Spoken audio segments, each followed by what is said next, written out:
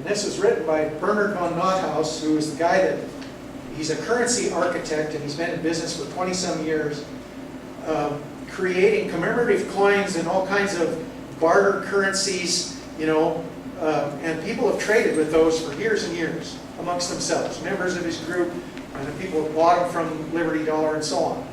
You might remember a few months ago when the feds raided the Liberty Dollar headquarters and the mint in Coeur d'Alene, Idaho, and stole $5.3 million worth of silver and gold, and the dies for the Ron Paul dollar. And in my humble opinion, that's the only reason that they raided him, is because he put Ron Paul's face on that $1 silver dollar coin and put it out for sale. They couldn't have that. They couldn't have the notoriety. And they accused him, because it was a privately minted coin, they were able to get away with this. They accused him of counterfeiting. Who's the biggest counterfeiting agency on this planet? The Federal Reserve. Folks, do you understand how currency comes into circulation? Can anybody give me an explanation? You might not have thought about this. The Federal Reserve, a quasi-private corporation, goes to the United States Mint under Uniform Commercial Code, which is supposed to govern banks, which is statutory law, unconstitutional law. And they buy the paper at the cost of printing, which is roughly 3 cents per bill, regardless of face value. They pay the same amount for $5 bills, $10 bills, $100, thousands. Cost of printing, $3 per bill. Then they turn around and they loan that so-called money, quote unquote, into the Federal Reserve member banks at interest, the prime rate, at face value. How'd you like to have a racket like that? That's how our money comes into circulation. The whole thing is a scam. Now, in the process of that, they've confiscated, they've gobbled up billions and billions of dollars worth of silver and gold. They've identified the two banks now here recently. Silver up until just a month or so ago was $16.75 to $18.75 a coin. I sold silver not too long ago at Coins and Carats in Kalispell. They paid me $18.75 a coin for it. That was like 6 weeks ago. Okay? Two banks. This just shows you how the stock market works and how their Wall Street criminal activity hurts us. Okay?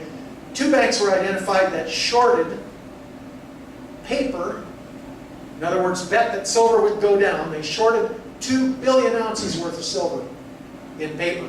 And it drove the price from $16.75 down to $13 virtually overnight.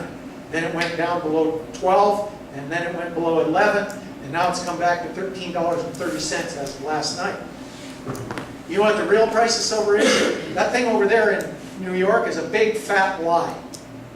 Because you can't buy silver for $13.30 anywhere in this land. You go to Coins and Carats in Kalispell and ask them if they've got any silver for sale. And they'll say, well, no. Well, what if I was to pay you $20 a coin? Well, I might have overlooked a little in the safe, and they'll go out get a little bit and sell it to you. But they'll sell it to you for $20 a coin. They'll probably sell it to you for $19. I'm selling a little bit of silver to pay for advertising for my Silver Snowball business at $21 a coin right now to Silver Snowball members that understand this. They understand that silver is going to go to ridiculous amounts because one reason only, devaluation of the dollar.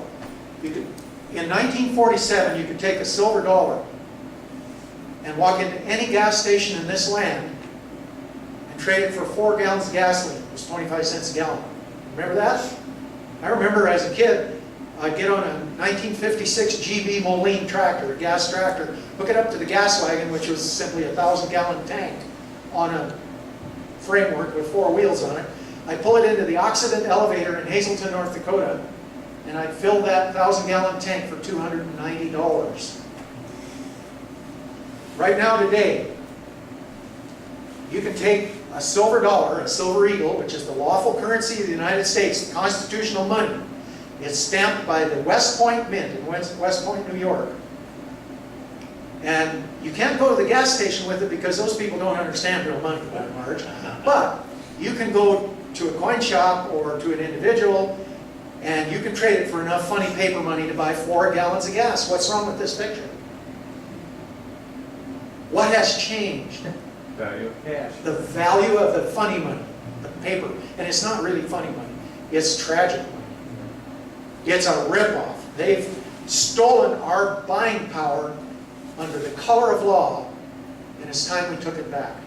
Any questions about any of that, Jim? Okay, Paul, now you explain, because you know how I nag you and ask questions all the time. You explained what you told me about the money we could make here. Remember I said, oh, that's great, I want some. I want some of that money into Montana.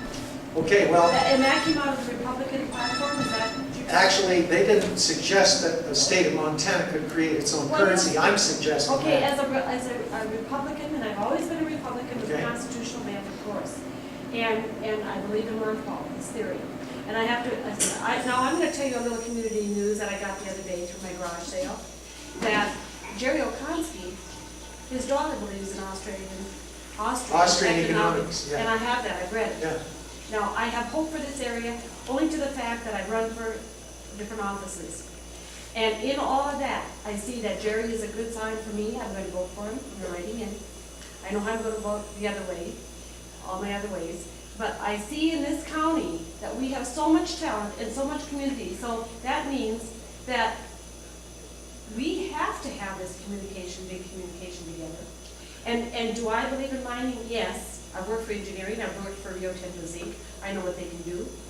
So my experience, her experience, all of our experience, we have to exploit that. That's right, there's a With lot of each talent other. in this area. Now, all we've got that a lot said of and people. done, I want to know, you as a precinct committee man, what is our platform as of now? Well, that particular plank in the Republican platform merely endorses, it says that the Republican Party is in favor of a gold and silver based or backed currency in opposition to, or I don't remember the exact words of an and, but as opposed to a fiat currency. They use the word fiat. So they were currency. talking about this. So, yeah.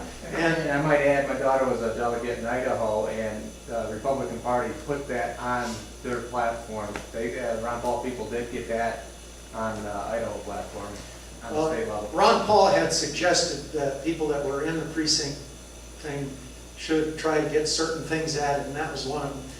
And all I'm basing my assessment about Montana creating its own gold and silver currency on is the fact that it's written in the Constitution, and that's the supreme law of the land. Now, no doubt there's some federal statute that purports to prevent a state from doing that, but if a state, the governor and the entire legislature passed a law saying that Montana was going to have a commemorative currency, $1 gold, $1 silver pieces, $20 gold pieces with the state emblem and so on and so forth. How the heck are they going to oppose that publicly? So, Are they going to accuse Montana of counterfeiting? I don't think so. okay, going back to our group, everybody likes food and everybody likes money and we need it. So in this group, how are you going to make it a basic happy situation? So if I call up somebody, and I did today, I made phone calls like crazy. And what do they say to me? Judy, when you come home, call me and tell me what happened. Yeah. And I say, no, you sorry son of a bitch, you come to the meeting. Now, I'm tired of saying that because I've been mad at people, my friends and family. So how are we It going to... is true that we need a How lot are of we gonna get them to- participation. We need publicity. A fundraiser or whatever. And I'm one, going to have to think about that, and I'm open to suggestions. and I'll tell you, there's a lot of people from the West Kootenai here, where the people that are very close here did not come. So in all of that, I'm not going to scold anybody, but Auburn Ann's fundraisers and her pie, this woman used to go to the Venture Inn over in Libby. Remember Auburn and your pies? Well, That doesn't mean we don't have to make pies anymore, Auburn. Okay, But we're gonna let have me to have address that a little bit, some Jenny. fundraiser.